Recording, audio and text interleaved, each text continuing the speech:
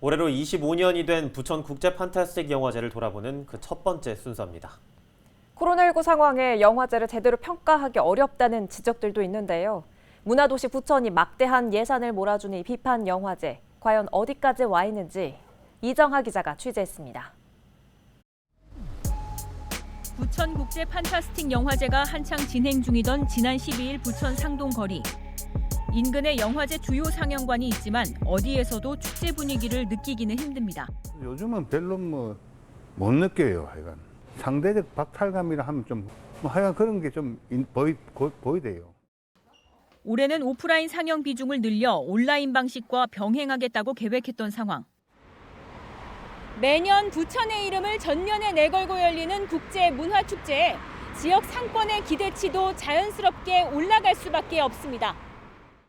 하지만 활기를 찾기에는 무리였습니다. 코로나19 재유행에 결국 오프라인 상영관의 부대 행사 등을 대폭 축소하는 결정을 내린 겁니다. 그렇다면 코로나19 상황 이전에는 어땠을까? 지난 2017년 부천 국제 판타스틱 영화제 기간을 기준으로 축제 이전과 이후의 일대 상권 매출을 비교한 결과 축제 기간 중 소비가 오히려 더 저조했습니다. 막상 지역 상권에서는 수년 전부터 극적 효과를 체감할 수 있는 정도는 아니었다는 목소리도 나옵니다. 들으러만 봤지 사실 누가 그쪽에 전혀 관심도 없고 홍보도 잘 안 돼 있고 그리고 실제로 2, 3년 전부터는 거기서 부천 영화제하고 저희 식에서 상점가들의 이제 매장들하고는 전혀 이렇게 연결되는 부분이 없어요, 사실은. 영화제 기간이면 부천을 찾는다는 한 관객은 매년 축제에 왔지만 번번이 영화만 보고 발걸음을 돌려야 했다고 말합니다. 거의 안 둘러보는 편인 것 같아요. 부산국제영화제도 자주 가는데 거기는 많이 둘러보고 오는 편인데 여기는 그냥 극장에 걸려있는 그런 분위기더라고요. 영화제 관련해서 구경거리가 없는 것 같아요. 영화제와 연계할 지역 내 특색이나 문화 콘텐츠가 사실상 부재한 겁니다. 20회가 넘는 세월 동안 부천만의 장점을 영화제에 녹여낼 수 없었다는 아쉬움이 큽니다. 반면 해를 거듭할수록 살림살이는 늘어났습니다. 지난 1997년 첫 영화제에서 14억 원에 불과했던 예산은 점차 늘어 2012년에는 39억 원, 2019년에 와서는 50억 원을 훌쩍 넘었습니다. 여기에 매년 기업들의 후원금까지 더하면 영화제에 쏠린 돈의 규모는 더 늘어납니다. 부천의 다른 국제 행사인 만화축제가 5억 원가량, 애니메이션 페스티벌이 10여억 원 규모인 것을 비교하면 많게는 10배가 넘습니다. 또 지난해 부천 국제 판타스틱 영화제의 지자체 지원금 비중은 70%로 국내 또 다른 국제 영화제인 전주나 부산과 비교했을 때도 높았습니다. 부천보다 1년 먼저 탄생한 부산 국제영화제는 매년 1,000억 원에 가까운 경제적 파급 효과를 거두고 있고 어느덧 하나의 도시 브랜드로 자리매김했습니다. 부산 같은 경우에는 환경적인 요인들을 무시는 못할 것 같은데 아무래도 영화제의 관객 유입을 좀 많이 하려고 노력한 지점이 지역 상권에 좀 도움이 많이 됐던 것 같습니다. 결국 지원과 투자에 비해 문화도시 부천의 특색을 살리지 못하고 있다는 지적입니다. 방문자 경제 시대라고 하는 거에 걸맞지 않는 조건을 갖추고 있습니다. 말하자면 방문은 하되 여기서 경제를 활성화해서 돈을 쓰고 가거나 그다음에 이렇게 활성화를 할 수 있는 여건이 사실은 안 되고 있죠. 그래서 참 안타깝다는 생각이 듭니다. 문제는 비대면 상영이 늘어나면서 앞으로는 이런 현상이 더욱이 가속화될지도 모른다는 겁니다. 당장 지역 연계 인프라를 구축하는 게 안팎으로 쉽지 않다면 아예 콘텐츠 확보에 집중 투자해서 영화제 내실을 쌓는 것도 대안으로 주목됩니다. 250편, 280편 이렇게 들어와 있지 않습니까? 그걸 연중을 그러니까 그런 것을 요 기간만 할 게 아니라 온라인상 우리가 만들어서 늘 볼 수 있는 그런 거를 하면 어떨까? 코로나19가 모든 이유만은 될 수 없는 상황에서 부천 국제 판타스틱 영화제가 앞으로 어떻게 위상을 공고히 해나갈지 80만 부천 시민이 이제 막 25년을 지난 지역 대표 축제가 나아갈 길을 묻고 있습니다. 헬로티비 뉴스 이정화입니다. 25년째를 맞이한 부천 국제 판타스틱 영화제를 돌아보는 기획보도 두 번째 순서입니다. 부천 영화제 속 행사인 비욘드 리얼리티는 지난해부터 영종도 인천공항으로 자리를 옮겼습니다. 멀리 이동한 만큼 흥행에도 효과가 있었을까요? 이정하 기자입니다. 영화제 주요 프로그램 가운데 하나인 실감형 뉴미디어 콘텐츠 전시, 이른바 비욘드 리얼리티는 인천국제공항이 배경이 됐습니다. 2년 가까이 셧다운된 공항에 관객들이 얼마나 발걸음했을지 현장을 찾아가 봤습니다. 예약제로 운영돼 시간당 20여 명으로 관람 인원을 제한하고 있었습니다. 하지만 공항 관계자나 우연히 찾은 경우 등을 제외하면 정말 전시만을 보러 온 사람은 만나기 힘들었습니다.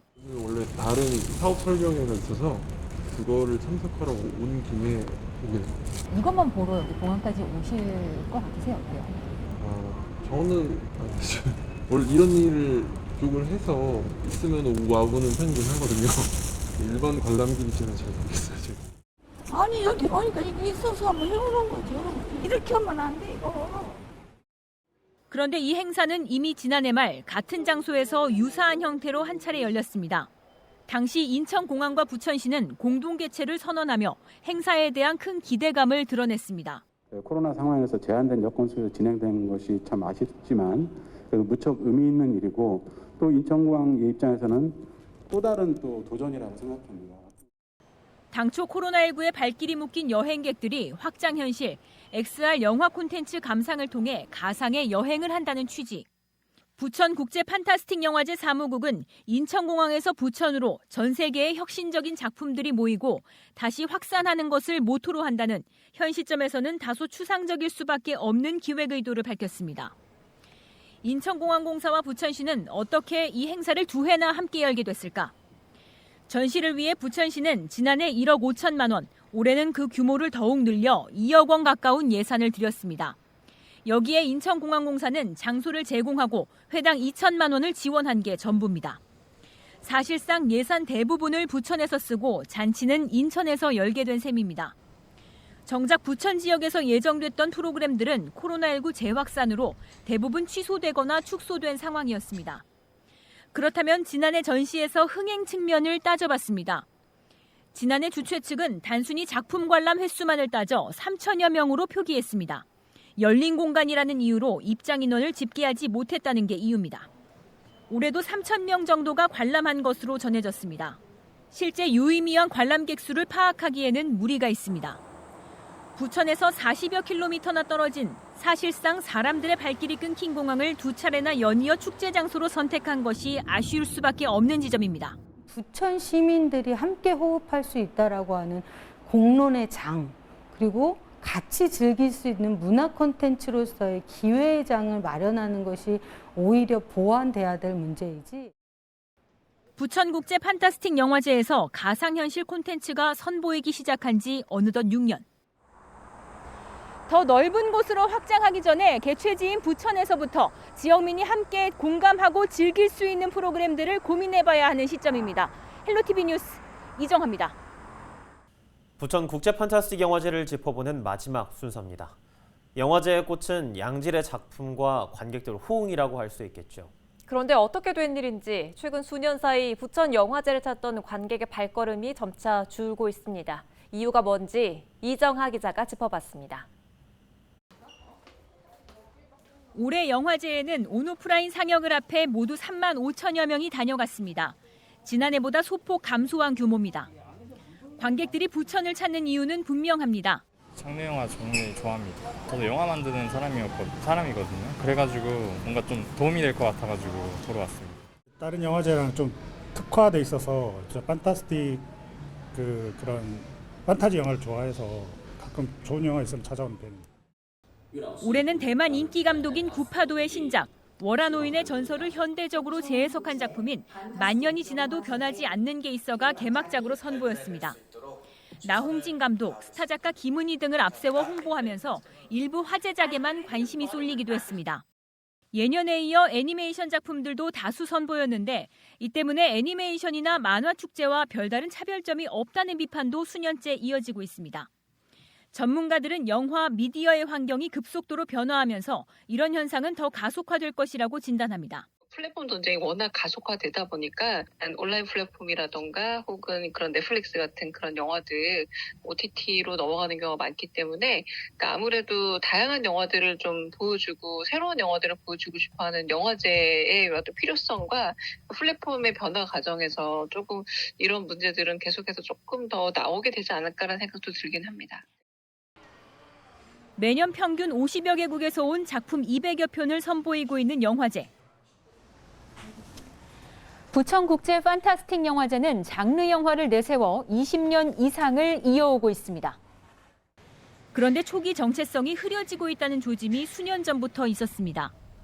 지난 2016년부터는 아예 프로그램 섹션을 더 다양하게 운영하고 있기 때문입니다. 지난해 영화제 프로그램 9분입니다.